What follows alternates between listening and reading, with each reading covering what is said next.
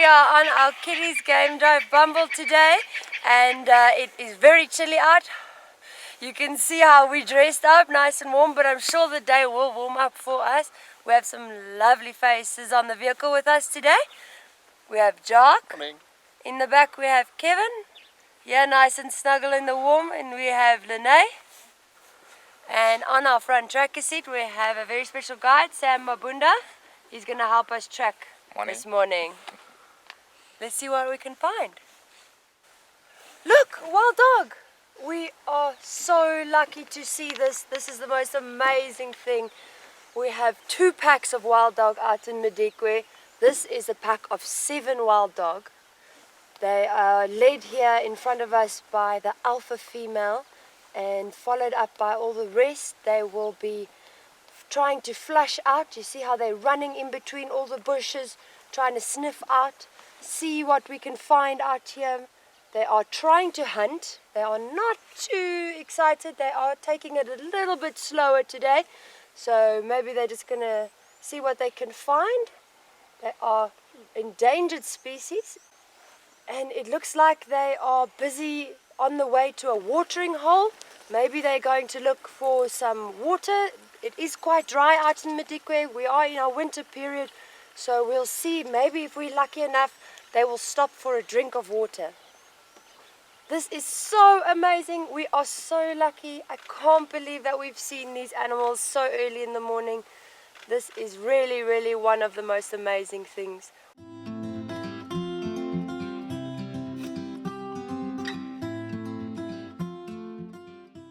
Oh, wow. Look what we've just found. 1 male cheetah.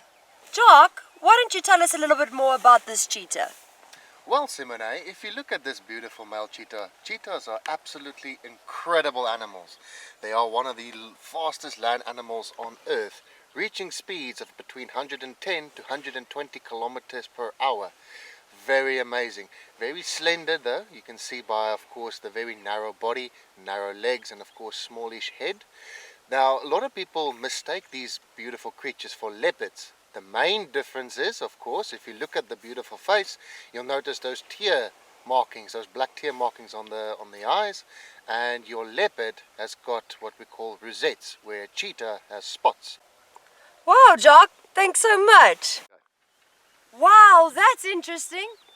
Did you see that cheetah climb up onto the termite mound? Why would he do that? Kevin? Kevin?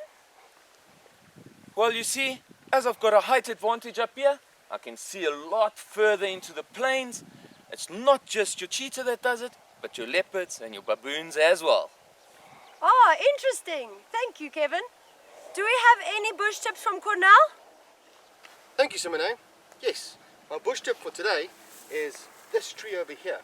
Now, quickly go ask Mom and Dad if you could borrow their camphor cream or Zambuk for the South African and Vicks. Okay, go. Quickly go. Wait. Remember to press pause. Okay, you got it? Good. Open it up. Smell that. This tree over here smells just like that. This is called the camphor bush. Now, quite often we have to drive into areas where lions are eating, and if they've got a very big carcass, it starts smelling after a while. So here's my bush tip. Because this tree smells so nice, you take a couple of leaves, in the nose, and now we don't smell the stinky stuff. Just lovely camphor.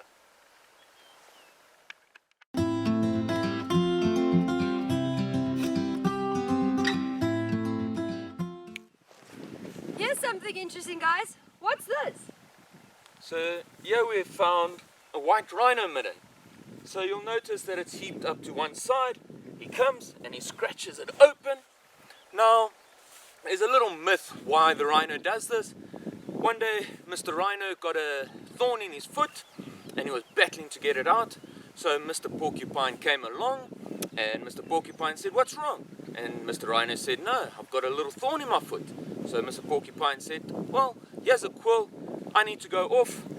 help yourself with this quill and get the thorn out. So Mr. Rhino got the thorn out with the quill, and he promised Mr. Porcupine that he would bring the quill back to him. So Mr. Rhino puts it in his mouth and he goes on his way and he feeds, and while he feeds he accidentally swallows the quill.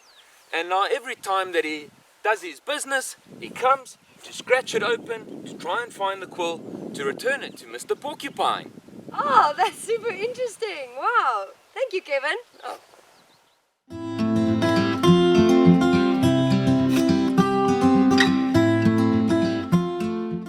Hi, Doc. What do we have over here? Ow! Careful, Simone. This is the buffalo thorn tree. It is named after the buffalo. When he's being attacked by lions, he will come and reverse in here so that he can basically keep his rump side clear, and when the lions will try to get him from behind, they will get stuck in the tree, and he will have his big horns that will protect him from the front side. That is why it's called the buffalo thorn tree. Like you can see, look how stuck I am in this one. Be careful. Thank you, Doc. Why don't we find out if Cornell has any bush tips for us? Thank you, Simone. Yes, bush tip number 2. When we are out in the bush, the ranger and tracker work well together.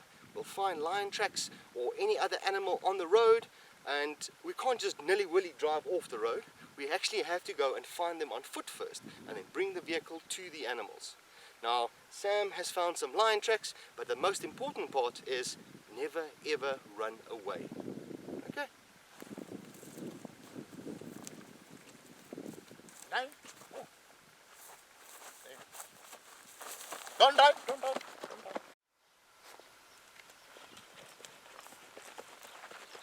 Don't run, don't run, don't run, don't run, don't run.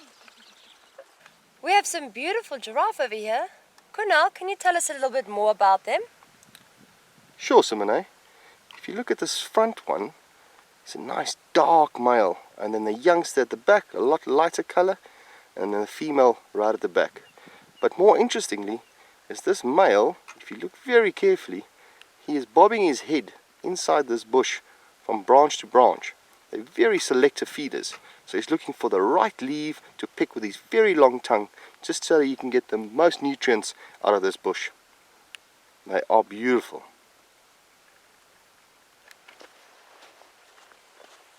Hi, Sam. What do you got over here?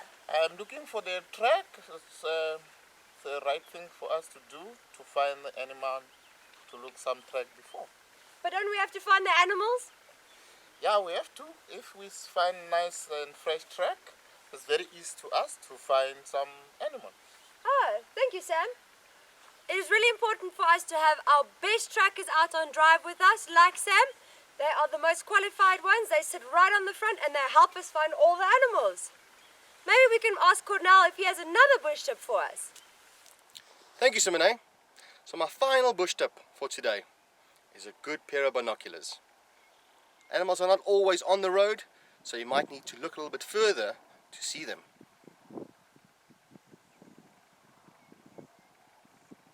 Oh yeah, that works great.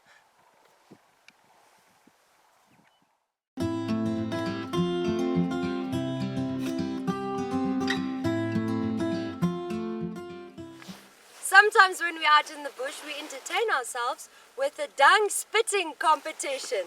So what we have here are some impala dung that you will put in your mouth and try and spit it as far as possible.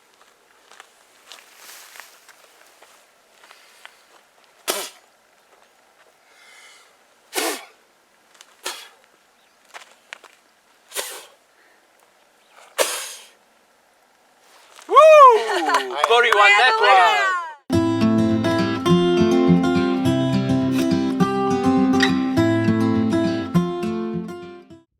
Thank you for joining us out on safari this morning. We hope you enjoyed our fun facts about the bush. Bye!